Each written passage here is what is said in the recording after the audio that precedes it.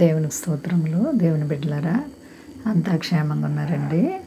మన ప్రభు అయిన యేసుక్రీస్తు వారి యొక్క అపారమైన ప్రేమ చేత పగటికి పగలు రాత్రికి రాత్రి మనల్ని కాపాడుచున్న దేవాది దేవునికి వేలాది కోట్లాది స్తోత్రాలు.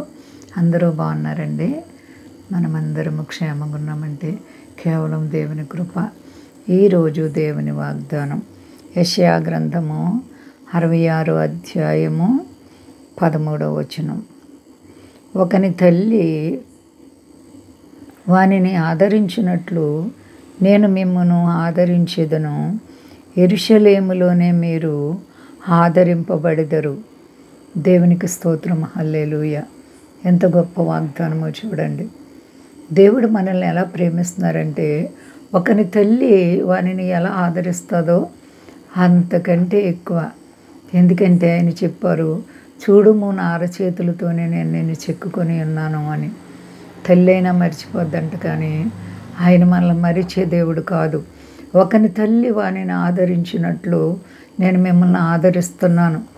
తల్లి చంటి బిడ్డ కొరకు ఆమె 3 నెలలు పచ్చిమ చేసి ఎంతగానో జాగ్రత్తగా ఆహారాలు తీసుకుంటుంది.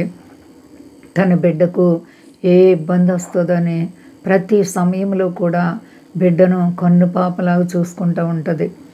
ఎంత ప్రేమగా చూస్తుంది తన యొక్క చంటి బిడ్డను. అంతకంటే ఎక్కువగా దేవుడంట మనల్ని ప్రేమిస్తున్నారంట. ఎంత గొప్ప దేవుడో.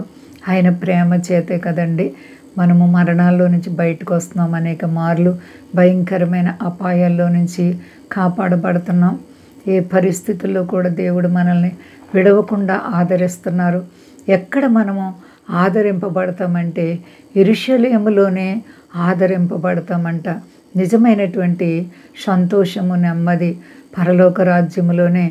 మరి ఈ లోకంలో మనము ఎంతకాలం బ్రతికినా ఈ లోకాన్ని విడవలసిన దినం ఒకటి ఉంది. కాబట్టి అప్పటి వరకు దేవుని భద్రత మనకు కావాలంటే దేవునితో మన జీవితాన్ని కట్టుకోవాలి. దేవునిలో నమ్మకత్వంగా బ్రతకాలి, యథార్థతగా బ్రతకాలి. దేవునికి విరోధమైన పనులు మనం చేయకూడదు. దేవుని సంతోషపెట్టే పనులు మనం చేస్తూ దేవునితో నడవాలి. అప్పుడే దేవుడు మన జీవితాల్ని ఆయన చేతిలో పెట్టుకొని మనసు, దృష్టి, ఆలోచన దేవుడు మన మీద పెట్టి మనల్ని కాపాడుతారు. ఒకని తల్లి వానిని ఆదరించినట్లు నేను మిమ్మల్ని ఆదరిస్తానంటున్నారు. ఏమండి, కష్టాల్లో బాధల్లో మనము ఆదరణ పొందాలంటే, భయంకరమైనటువంటి ఈ దుర్దినాల్లో మనము కాపాడబడాలంటే దేవుని తోడు, ఆదరణ మనకు ఎంతో అవసరం. కాబట్టి దేవుని బిడ్డ, నీవెవరివైనప్పటికీ దేవునిని ప్రేమించు, చెడుతనాన్ని విడిచిపెట్టు, హృదయపూర్వకముగా దేవునిపై ఆధారపడు, నీ విశ్వాసాన్ని గట్టిగా పట్టుకో, ప్రార్థన అనుభవాన్ని కలిగి ఉండు. ప్రేమగల దేవుడు నిన్ను విడిచిపెట్టరు. అపవాదేసే ప్రతి వలలో నుండి నిన్ను విడిపించి సంరక్షించే దేవుడు. ఏ విషయంలో భయపడే పని లేదు. అంతా క్షేమంగా ఉన్నారండి. ప్రార్థించుకుందాం.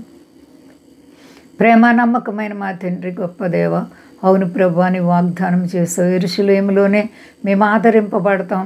అవును ప్రభు, ఈ లోకంలో ఒడిదుడుకులు, శ్రమలు, బాధలు, కష్టాలు ఎన్ని వచ్చినా మేము నిత్య జీవంలో ప్రవేశించటమే మా యొక్క నిజమైనటువంటి ఆనందం. ప్రభువా, నా తండ్రి, నీకు వందనాలు. మీ నామం గొప్ప చేసుకోండి. మా దేశాన్ని, దేశ నాయకులను కాపాడండి. మా దేశ ప్రజలందరినీ రక్షించండి. అయ్యా, మీ దాసులను, దాసులను కాపాడండి. మీ దాసుల యొక్క పరిచర్యల్లో మీరు తోడుగా ఉండండి.